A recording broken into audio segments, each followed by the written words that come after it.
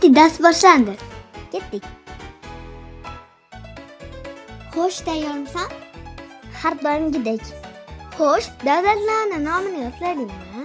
Ha, yodladim eng qiyinlarini. Norvegiyaning poytaxti Oslo. Chexiyaning poytaxti Praga. Fransiyaniki Parij.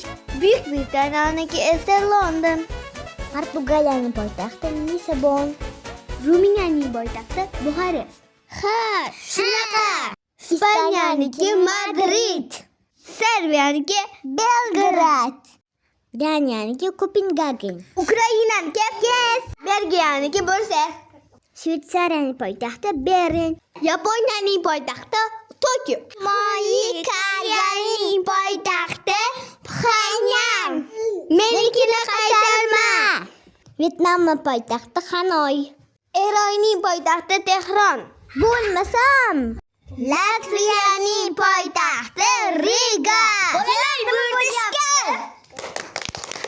Barakalla, Safina, Samira, malades. Darsni a'lo darajada uddalabsizlar.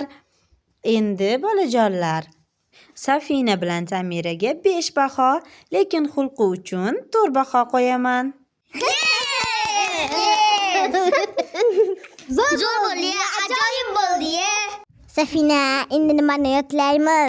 Nima mavzu bo'lsa ham Ko'prog'ini yodlaymiz.